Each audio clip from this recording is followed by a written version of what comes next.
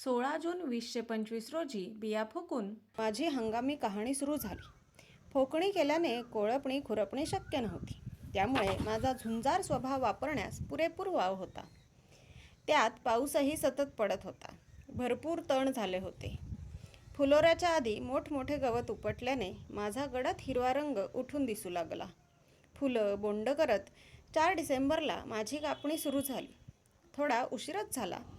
तरीही पाकळ्या काढणीचे काम आठवड्याभरात पूर्ण होऊन मी कडुलिंबाची हवा खात कोरडी झाले.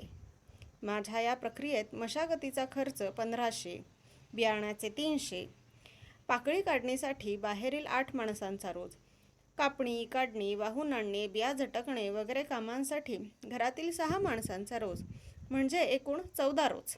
250 रुपये प्रमाणे त्याचा खर्च 3500 रुपये. 1500 अधिक 300 अधिक 3500, एकूण खर्च 5300 रुपये. 7 महिने शेतात उभे राहण्याचे 700 रुपये.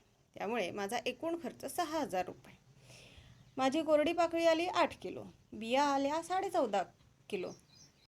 या वर्षीच्या माझ्या पाकळ्यांचा आकार लहान, रंग गडद यामुळे दृश्य निकषांच्या गुणवत्तेत जरा पिछाडी होती. त्यामुळे रुपये 800 प्रति किलो हा भाव ठरला. नागपूरच्या सुषमाताईंनी 5 किलो पाकळ्या घेतल्या. या पाकळ्यांच्या त्या टॅब्लेट्स करतात. रंग आकार ताईंचे समाधान करणारे नव्हते, तरीही माझ्या उत्पादन प्रक्रियेच्या मर्यादा त्यांनी समजून घेतल्या. व्यावसायिक नात्याचा वैयक्तिक नात्यावर परिणाम न होऊ देणारी स्पष्टता त्यांना आवडली व त्यांनी आनंदाने माझे मूल्य स्वीकारले. एरवी बिया विकल्या जात नाहीत. यावेळी मात्र समाधीताईच्या संपर्कातून 10 किलो बिया कोकणात गेल्या, रुपये 300च्या दराने. 3000 रुपये हा पैशांच्या रूपातील ईश्वरी शक्तीचा प्रसाद समाधीताईलाही द्यायला हवा ना, तसा तो दिला.